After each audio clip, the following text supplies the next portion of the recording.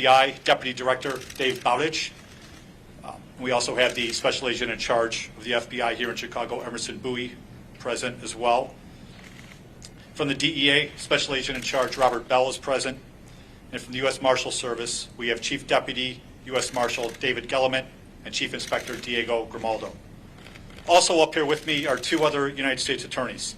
We have my counterpart from the Northern District of Illinois, Tom Kirsch. Tom's office and my office, we work together frequently on combating illegal trafficking of firearms across our common border between Indiana and Illinois. And finally, my colleague, Justin Herdman, who's the U.S. Attorney in Cleveland, the Northern District of Ohio. He's here, and he's quarterbacking the Department of Justice's nationwide efforts on Operation Legend. We're here today to discuss a critically important topic, violent crime in Chicago. As Attorney General Barr has made clear, the most basic responsibility of government is to protect the safety of our citizens. For those of us in law enforcement, our top priority is to keep people safe. For much of this year, Chicago and many other cities have experienced significant, unacceptable, and in many instances, staggering spikes in homicides, shootings, and other violent crime. In response, the Attorney General launched Operation Legend, a systematic and coordinated law enforcement initiative in which federal law enforcement agencies work with state and local law enforcement departments to fight these crimes. In Chicago, we are fortunate to have one of the finest police departments in the country, the Chicago Police Department. The brave men and women in uniform have worked tirelessly to protect the citizens of Chicago. The goal of Operation Legend is to reinforce and to accelerate their efforts to reduce violent crime. The Attorney General has endeavored to do so by sending additional federal resources to Chicago, including a substantial number of agents from the ATF, FBI, DEA, and the United States Marshal Service. The Department of Homeland Security Investigation also committed additional agents. Since that time, about 7 weeks ago, when Operation Legend began in Chicago on July 22nd, my office and our federal and local partners have worked together to investigate and to prosecute the individuals who are driving the violence in Chicago, the trigger pullers, drug traffickers, carjackers, and critically, those individuals who illegally possess, use, and traffic firearms. Fortunately, the significant investment of resources under Operation Legend has had an immediate impact on reducing homicides and shootings in Chicago. And the Attorney General will speak about that in a few moments.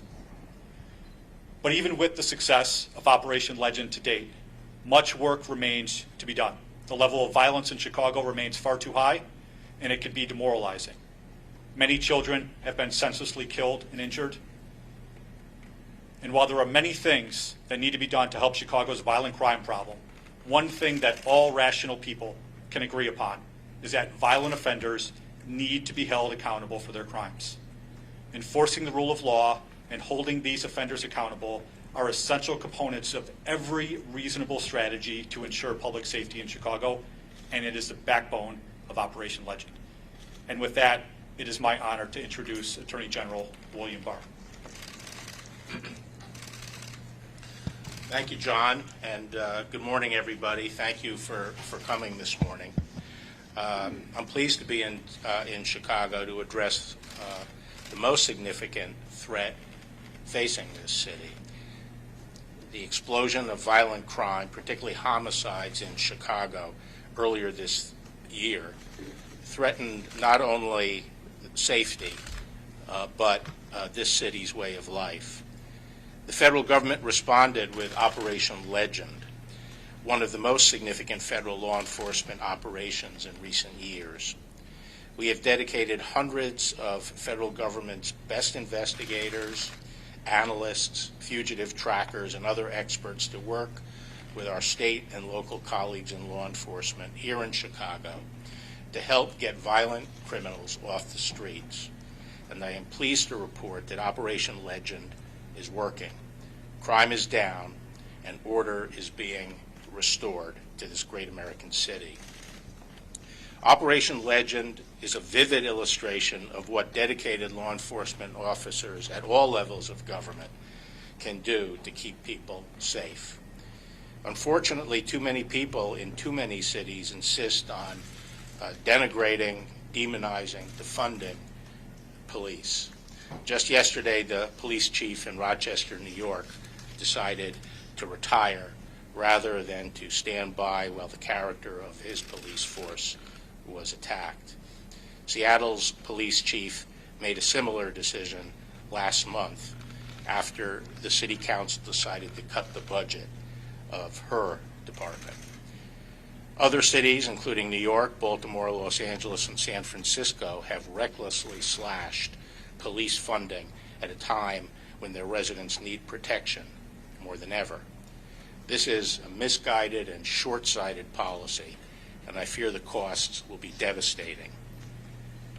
There is no harder job in America today, and I think no more noble job than serving as a police officer.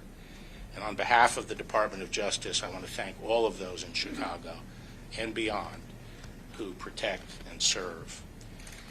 The increase in violence that has plagued Chicago and other cities is what prompted the department to launch Operation Legend 2 months ago in Kansas City, Missouri. The operation is named for Legend Taliaferro, a 4-year-old Kansas City boy shot and killed while asleep in his bed. The purpose of the operation is to make clear that his life mattered, his name should be remembered, and other innocent victims like him, including the 8-year-old girl killed in Chicago on Labor Day, should not suffer such senseless deaths. After starting in Kansas City, Operation Legend expanded to Chicago 2 weeks later and is now active in 9 major cities. As part of the operation, the federal government has dispatched over 1,000 of our most skilled agents to help state and local law enforcement fight violent crime. Over the past 2 months, federal agents involved in Operation Legend have made more than 2,500 arrests, many for violent crimes, including homicide and sexual assault. One of these arrests came on August 13th, when Kansas City police, with the support of the FBI and the U.S. Marshals, arrested the suspected murderer of Legend Taliaferro, the 4-year-old boy who inspired the operation's name. In addition to those arrested, the 2,500 arrests I've mentioned, federal prosecutors have brought federal criminal charges against 600 defendants through Operation Legend. Bringing federal charges is significant because defendants arrested for violent crimes are often detained before trial, unlike state defendants who are too often released. In addition, federal defendants will face serious sentences if convicted, with a real possibility of long-term imprisonment at the Bureau of Prisons facility out of state. Knowing that, many of the arrestees cooperate with the government and lead to even more violent offenders, such as leaders of gangs or drug organizations. In short, the basic premise of Operation Legend is that by taking chronic violent criminals off the street, we will force crime rates down, and the strategy is working. Here are a few examples. In Kansas City, violent crime has dropped by 32% since we launched Operation Legend, with homicides down 18% and aggravated assault down a remarkable 47%. In St. Louis, homicides have dropped by 47% in the 4 weeks since Operation Legend began, and more than 120 defendants have already been charged federally.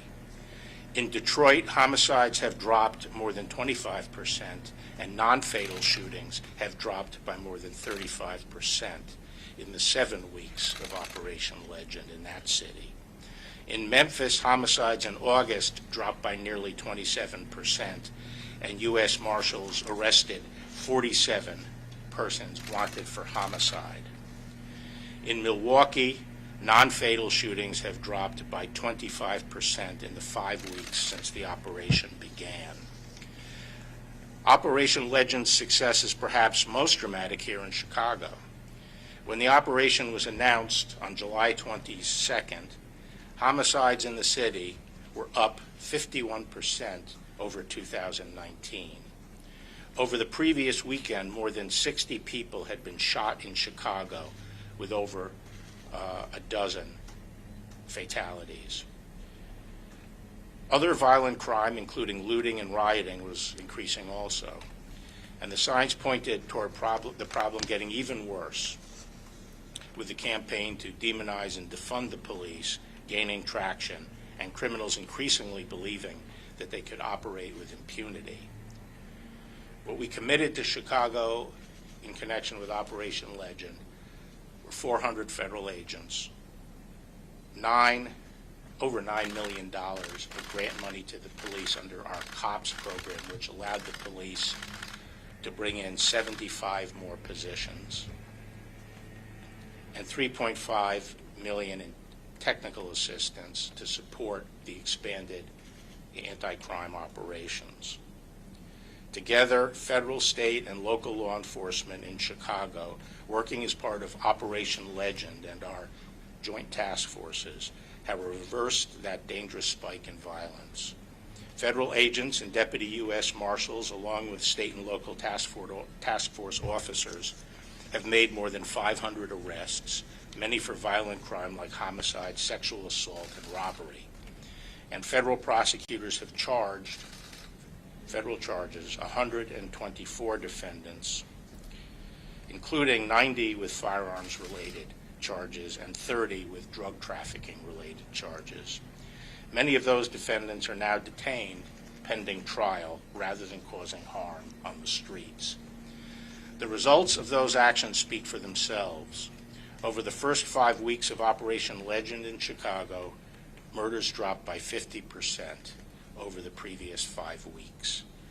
August ultimately saw a 45% decrease in murders compared to July, and a 35% decrease compared to June. In fact, Chicago in August saw the lowest number of murders at any time since April. The bottom line is that Operation Legend has played a critical role in cutting Chicago's murder rate roughly in half since before the operation. This progress has come at a price. Tragically, an officer in Cleveland who was participated in Operation Legend was killed in the line of duty on his first day with Operation Legend.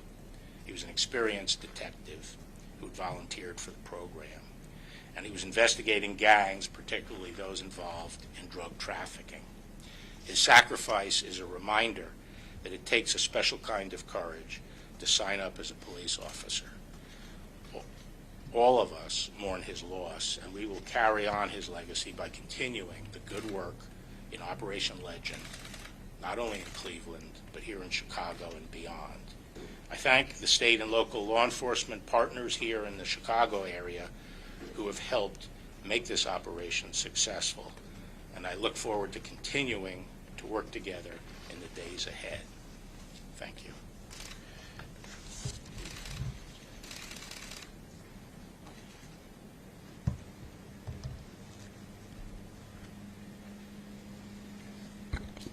Good morning. The commitment to justice and upholding the law and protecting and representing all is at the heart of our nation. This year, we have faced challenges. And in adversity, we must not succumb to fear. Tragically, in Chicago and many other cities, one of those challenges has been the intolerable spike of violent crime, particularly firearm violence. ATF has responded, faithful to its core mission, protecting our communities from violent crime. I stand here today on behalf of the brave men and women of ATF, along with my colleagues from the Department of Justice, led by Attorney General Barr, U.S. Attorney John Lausch, Tom Kirsch, Justin Herdman, and my friend and colleague from the FBI, Deputy Director Dave Bowditch.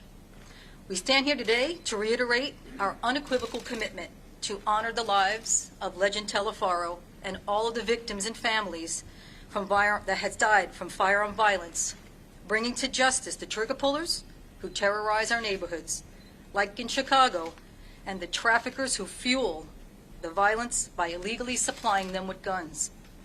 There is no higher mission for ATF and our law enforcement partners than to protect the public from violent criminals.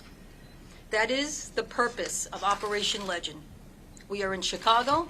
We are in other Legend cities working with the communities to identify, investigate, and prosecute those who inflict pain and destruction by engaging in firearm violence.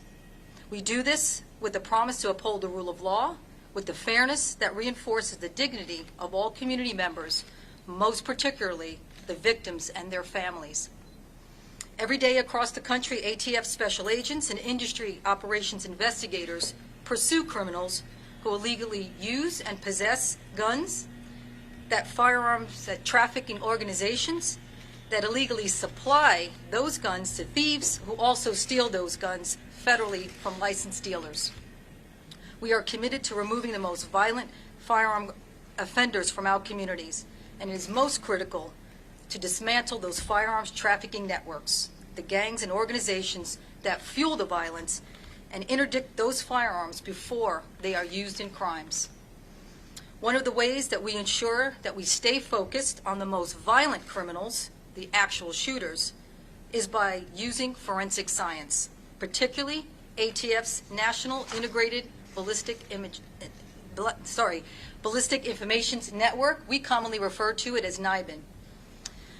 NIBIN allows us to use shell casings from recovered shooting scenes to specific firearms and to other shooting incidents. We know this from decades of experience that a relatively small number of offenders in our communities are responsible for multiple shootings. By generating prompt, actionable leads, NIBIN allows ATF and our partners to identify, investigate, and apprehend the shooters before they reoffend. One of the tools that we've deployed right here in Chicago, is our mobile command center. The mobile command center is configured to process ballistic evidence within hours of a shooting to support the Chicago Police Laboratory Facility. It contains NIBIN acquisition imaging units, a test fire room to obtain ballistic samples, and is equipped to facilitate the processing of fingerprints, DNA from recovered shell casings and firearms. Since its deployment in Chicago, the Mobile Command Center has processed at least 288 shell casings, generating over 50 leads. These are investigative leads to solve gun crimes. We have also, one of the ways to eliminate and to really be effective is here in Chicago is by providing our National Correlation Center access. We bring that to the Chicago Police Department. Almost without exception, within 48 hours, Chicago Police Department can enter shell casings into NIBIN. Our Correlation Center completes the correlation analysis that can link multiple shooting incidents or link a recovered shell casing to a specific firearm.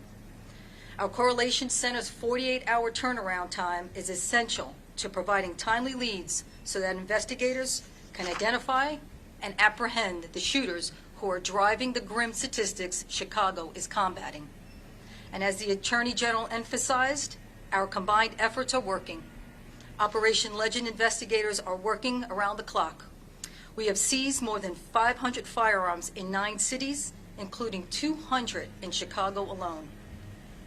We are on the streets, making cases, watching our partners' backs, holding the line, and holding accountable those who terrorize our communities. You don't have to be in law enforcement to know that this is dangerous work. Our entire ATF workforce has answered the call to protect and serve. This is ATF's mission. We are committed, as we took an oath, to protect the United States and uphold our Constitution. We serve you, we serve the communities, and we serve your neighborhoods. We are here to ensure that you are safe. Thank you. Director Bowditch? Thank you. Good morning. As Attorney General Barr noted, Our nation has made great progress against violent crime, but it still plagues way too many of our communities. And those of us in law enforcement cannot rest while any American lives in fear in their own home or certainly in their own neighborhood.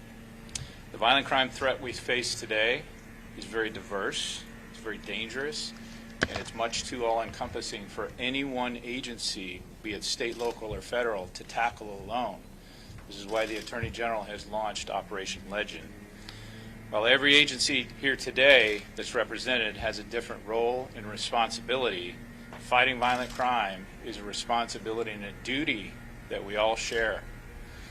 It's one team and one fight. That's why Operation Legend was established, to marry the resources of the federal government to assist in tackling the rise in violent crime in many cities throughout the U.S. By combining the resources of all these players, we believe we can have a lasting impact and make our communities safer. Operation Legend reflects that team approach, and the men and the women and the men and women of the FBI are committed, just as our partners are committed to meeting this challenge. Through our Violent Crimes and Gang Safe Streets Task Forces, the FBI and our partners bring to the table what we do best. Prior to and even more so throughout this operation, we continue working closely with our federal, state, and local partners to combine our expertise, our knowledge, and our resources to identify, investigate, and prosecute those responsible for the violent crimes occurring in our cities. The FBI's focus is on targeting the overall leadership structure of our gangs and our criminal enterprises that drive the scourge of violent crimes in many of our communities. What we bring to the table is the ability to target some of the most violent offenders in the short term while pursuing a long-term strategy to dismantle criminal enterprises and gangs. The Bureau has already dedicated significant resources and leveraged our partnerships in cities chosen for Operation Legend. We've surged additional resources to help further reduce violent crime in Operation Legend. For example, right here in Chicago, we brought in 60 FBI special agents in addition to what was already assigned here, to those already assigned here. We also surged analytical resources and data exploitation personnel to help in those investigations. Many of these folks have left their own communities to come and work side by side with the FBI agents, the ATF agents, the Chicago Police Department, and other agencies that are here. They left their own families and their own homes because they want to help, and they want to be here to help Chicago in any way. We've done this to help investigate and take the worst offenders off the street, and with the hope that we can cripple some of these organizations out there.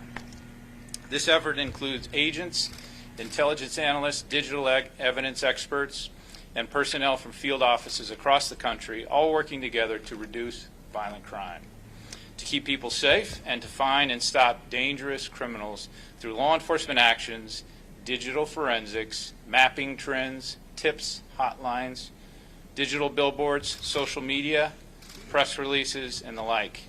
It's a true team effort which cannot be accomplished through the law enforcement partnerships alone. It also needs the hard work of the community.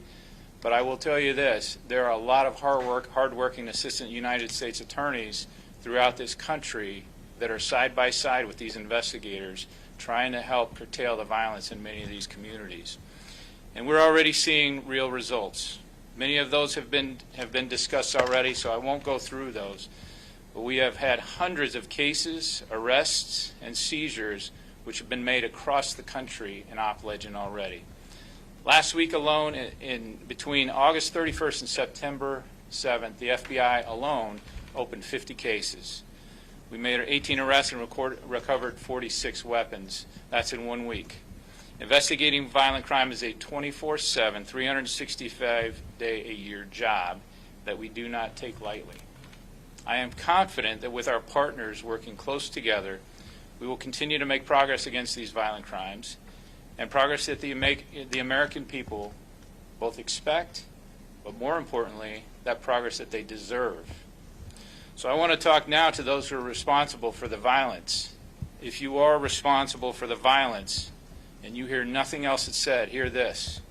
We will bring down the full weight of the federal government, and in our case, the FBI, to address your violent acts.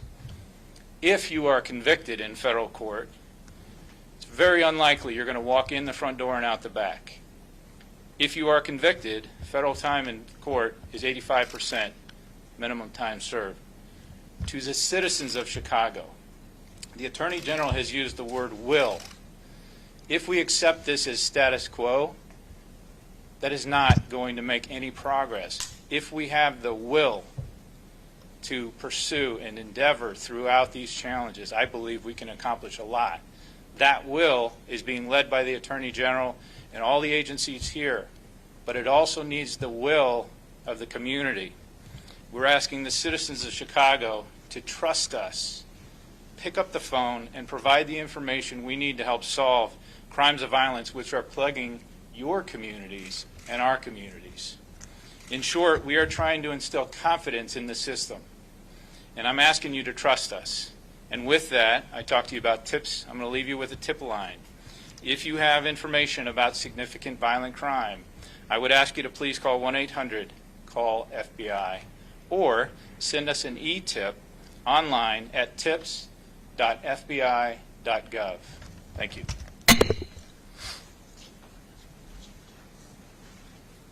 Okay, so we'll take some questions now. Mr. Attorney General, welcome to Chicago. Thank you. I wonder if you could comment on just two things. On September the 1st, President Trump said, and I'll read you a quote, he said, "We've already conducted more than 1,000 arrests in our first month in Chicago. Chicago was a total disaster with a radical left Democrat in charge." Number one, there's a difference in the number of arrests from what you've announced. I think you said 124 versus the 1,000 that the president claimed. Well, so U.S. Marshals make arrests based on state warrants and then turn those individuals over to the state for state charges. The number I gave you were those who were charged federally. Do you share the president's view that the problems of violence in Chicago are related to the leadership of the city, the mayor, and the president has also singled out the governor of Illinois in making those comments? Well, I'm not going to comment on the specifics here in Illinois or Chicago in terms of the leadership, but I'll just say generally that I've observed the most important ingredients to maintaining safety and dealing with violent crime is a strong police force, a DA that is oriented toward taking violent offenders off the street, the backing of the law enforcement community by the political leaders, both the mayor and the governor. And when those are in place, then I don't think we will be seeing the increases in crime that we've seen recently. I think the increases in crime, there may be a number of factors involved, but part of it is the emboldening of the criminal elements, the chronic offenders, and the perhaps withdrawal of the police in the wake of the attacks on the police. So I think it's very important to support the police department and the chief of police in these cities. Do you believe the mayor and the governor have not been doing so? I'm not going to comment on that. I think I think the mayor and maybe I can ask the U.S. attorney, but my understanding is that the mayor and the president talked. The president discussed Legend and our desire to come in and to help with Operation Legend, and she said she would accept the help, and so she approved us coming in and providing this assistance. I know the U.S. attorney had discussions with her about it. So this is all about working in partnership with state and local, and that partnership is working well right now. Sir, what about the local state attorney or local judges? In talking about taking offenders off the street, are you in part kind of putting this at the feet of the state's attorney and the local judiciary? I think, unfortunately, in our country, and I think that's the case here in Illinois, the system of justice, state justice, is going back to a revolving door system that we had earlier. 1992 was the peak of violent crime in the United States. It had trebled over the preceding 30 years. It had just shot up 3 times to 92, and then it's been halved since 92. And part of that process was stopping the revolving door and having pretrial detention of people who still posed a threat to the community. A lot of states are now pulling back from that. And I do think that, I think maybe John could give you some specific examples, but nowadays a lot of these hoodlums on the street feel that they have impunity to carry their guns out on the street. They don't hide them anymore and use, pick them up when they think they're going to need them, but they just carry them as a matter of course because they think they can do it with impunity, and they'll be in the front door and out the back door if under the state system. And I think that one of the reasons why federal support at this stage is so important is because we have stronger laws in this regard. There's a lot said about community policing. That's sort of one of the buzzwords out there. Oh, we just need more community policing. Well, what isn't discussed and what people have to understand is there is an essential prerequisite for a community policing program, and that is pretrial detention. Because people in the community, and this, I think any police chief who's been involved in law enforcement, I saw this back in '92, will tell you that people in the community will not come forward and engage with the police if they feel that that someone about whom they've given information is going to be right back out on the street. They need to know that when the police take someone away, they're not going to be there the next day to retaliate. So in New York, for example, which had one of the best community policing programs in the country, it's just an amazing program. It's essentially falling apart right now because of the changes made in state law on bail reform, where people are just out on the street almost instantaneously, and their lawyers get access to the information provided to the police that served as the basis for the arrest. So that community policing program is drying up. It's broken. So I'm all for community policing, but people have to recognize you have to keep the violent offenders off the street, otherwise you will not get the cooperation of the community. Is that an answer to your question? Yes. So you mentioned when the operation first started, the amount of arrests you all made and got to block the streets. The murder rate and shooting was up, as you mentioned, right around 50% of the time. Well, right now, that murder rate and shooting is still at about 52% compared to the same time last year. Is it a little premature to say that this is for sure working and taking, driving down the violence rate here in Chicago? Is it too early to say that, or do you feel confident that the work that you're doing is making significant strides? Well, no, I'm confident that the work we're doing is improving the situation. So just to follow up on that, but the rate not gone down by now, at least even a little bit? it has gone down. It has gone down. Chicago, It's half of what it was the preceding month, and it's the lowest murder rate since April. So, we're starting from a very high level, and it'll take some time to get it down to, perhaps what would you say? Yeah, no, I would agree with that. I mean, very, very clearly, Operation Legend helped. It helped stop what we were seeing were increases in homicides month after month after month. You've obviously seen the data. May, June, July, it was getting out of control, and it dropped in August. Dropped by half in 1 month. So I do think there's a correlation, and it's a correlation we're seeing across all our cities right now. All of the cities are going down, the homicide rates and the violent crime rates. Now, we're obviously going to continue to watch what happens and adjust our activity based on that. Sir, I have a question. I'm sorry, you had a question? I did, yeah, thank you. As President Trump often would name-check Chicago and its bloody gun violence, Mayor Lightfoot and our former Mayor Emanuel would respond that if he seriously wanted to help, he would send in more federal resources. And when the former Attorney General Sessions did temporarily send a few dozen federal agents here, they seemed to be welcomed very warmly at that time. What took your office so long? What took my office so long? So long to do what?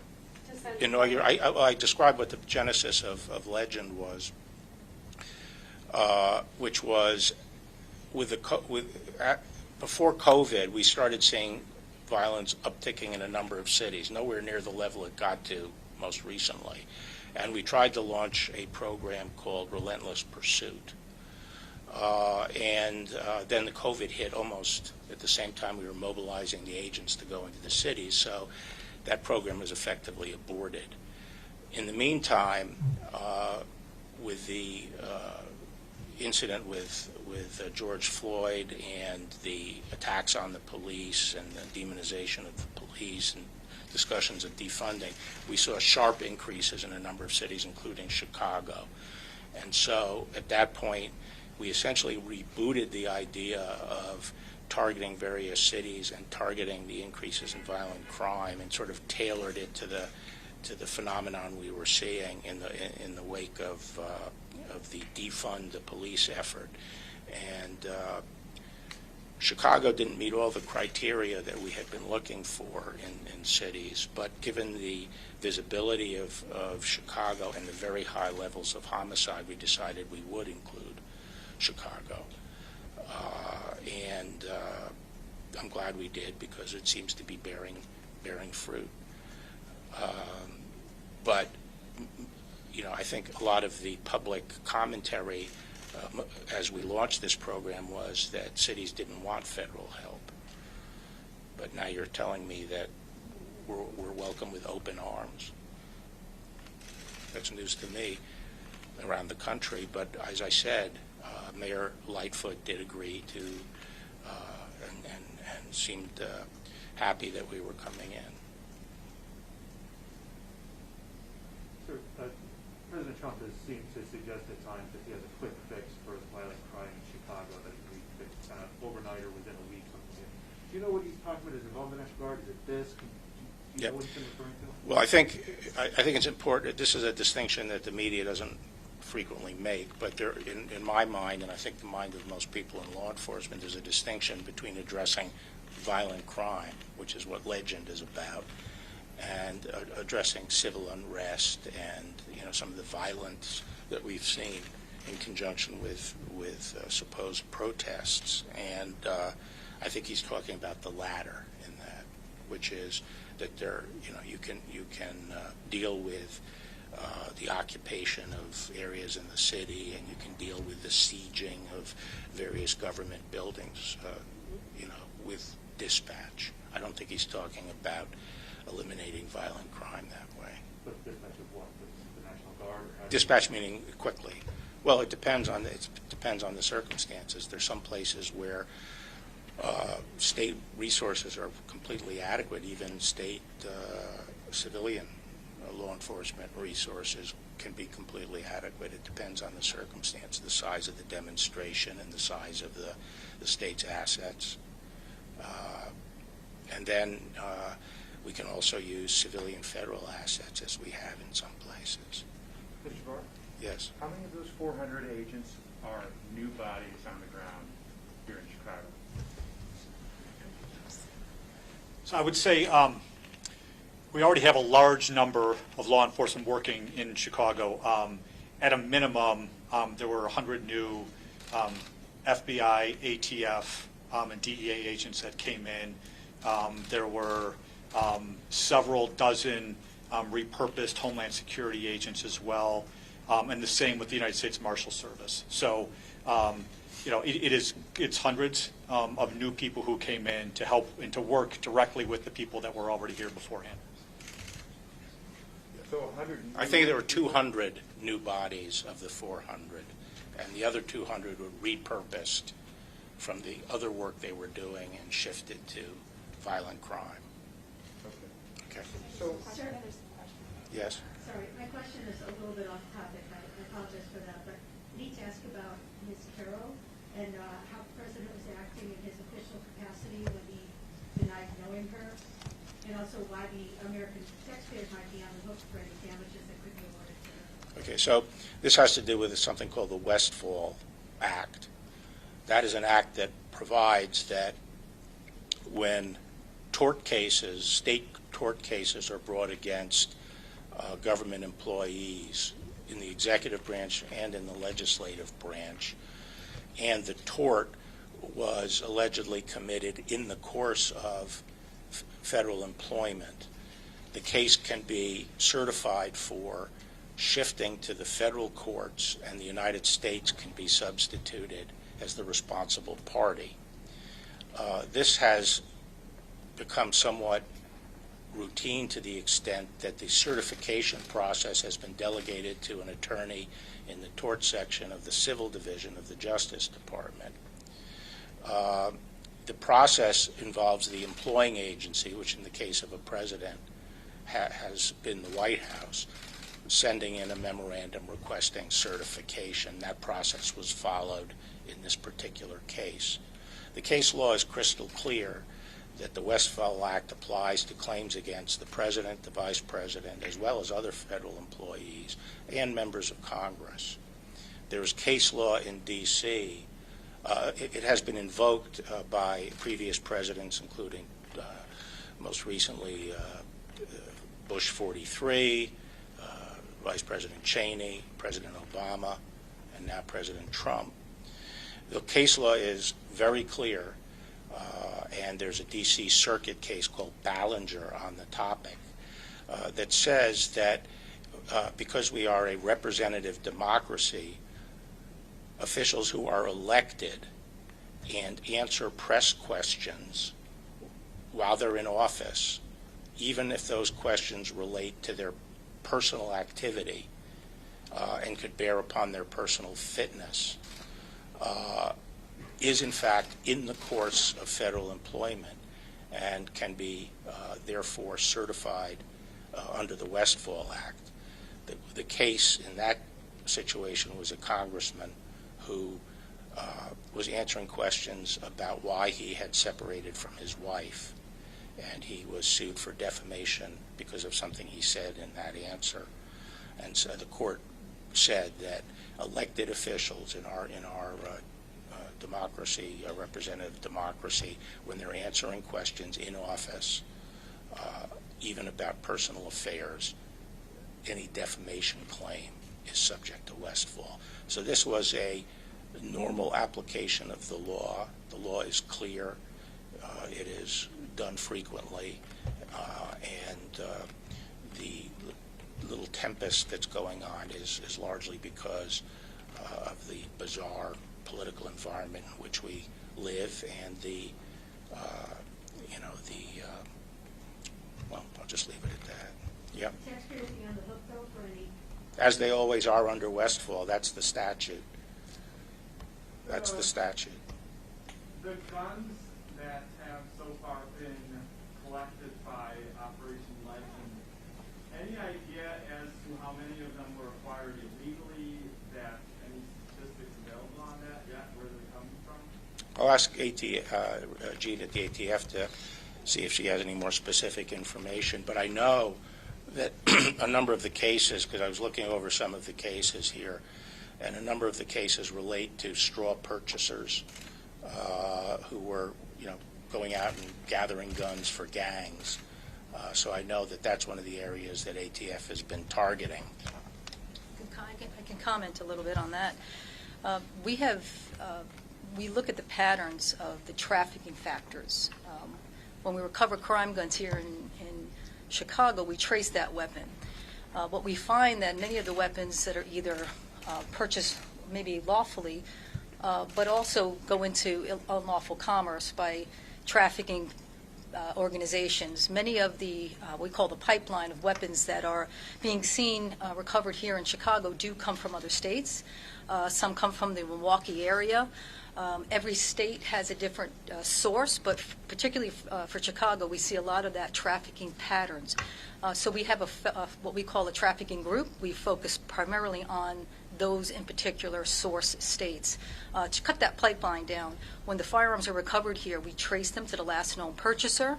The firearms trace gives us what we call from cradle to grave, where the firearm was purchased and where it ended up. And we try to fill in the blanks, and NIBIN kind of gives us the life of crime it led in between that time.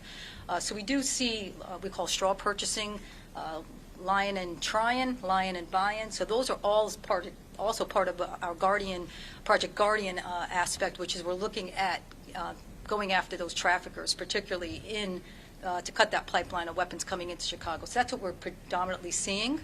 And that is also allowing us to put resources there in our source states, because I believe if we cut the pipeline of weapons, we would have what we call a little bit less of the use of those weapons. So that's what we're seeing primarily, is our trafficking groups are giving us that. So, follow-up question to that, are you surprised, I've read about how that you're actually tracking guns that have been used in specific crimes, and then are you surprised how active some of these guns have been in a short time period? Actually, that was something I was going to add to what Gina said, which is this NIBIN technology, which the ATF deploys and brings in extra resources with these mobile units, are amazing because they can take a shell and link a gun that was used in one crime to other crimes. And I think most police chiefs will tell you that in their city, they could tell you, sit down and make a list of the people who were responsible for most of the shooting. In their mind, they think that the suspects. And usually a relatively manageable group or a modest group is responsible for a disproportionate number of the shootings. So it doesn't surprise me that you can find a gun and then tie it to a lot of different shootings. I've seen this done, and it's really remarkable. And the NIBIN technology is a game changer for, in the old days, to take the chronic violent offenders off the street, you had to cast a broader net. Now you can figure out exactly who's doing the shooting. But if you Yeah, I was going to add, we call that fishing with a spear as opposed to a net. Many times the shell casings, like something similar to this, are recovered on the street. So we take this shell casing, we put it through our NIBIN system.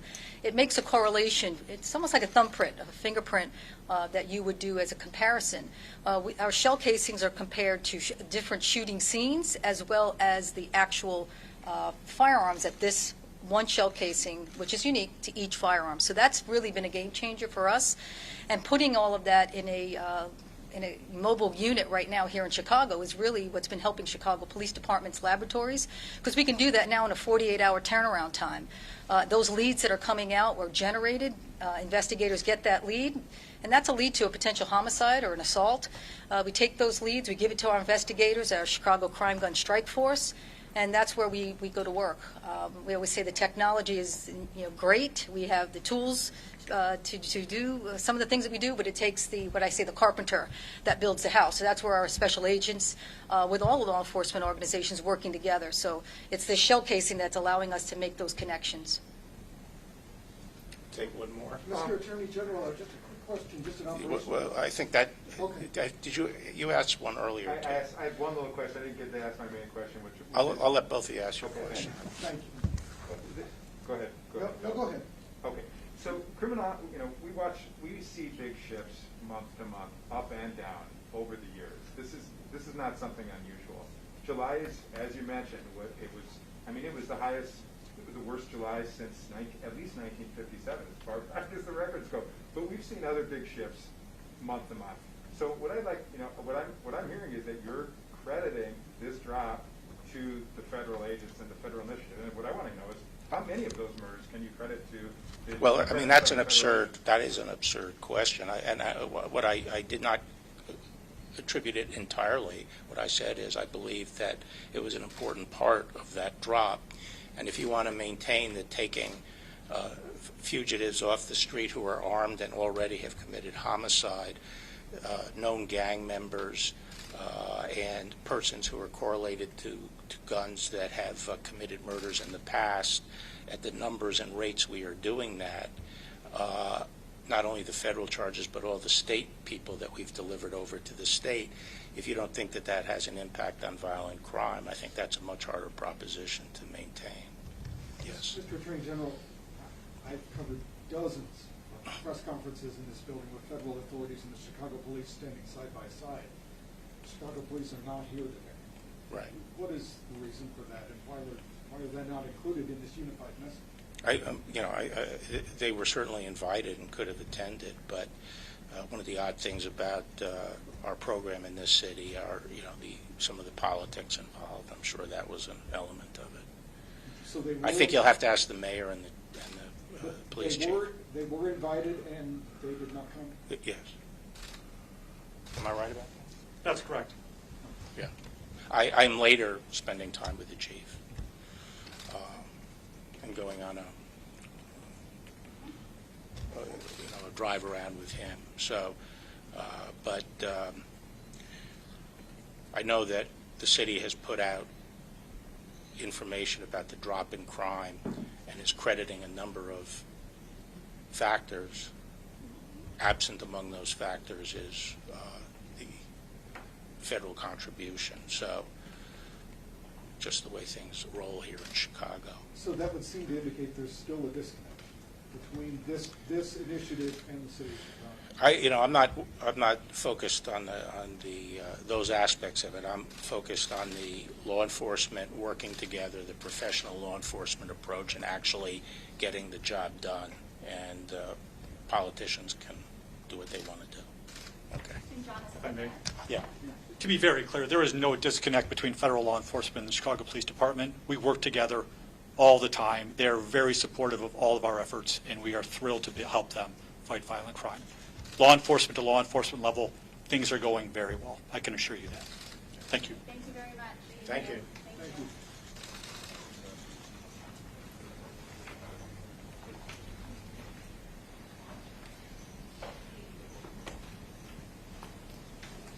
Good one, Phil, as usual. Thank you so much. Thank you. Thank you so much. Anytime. My battery is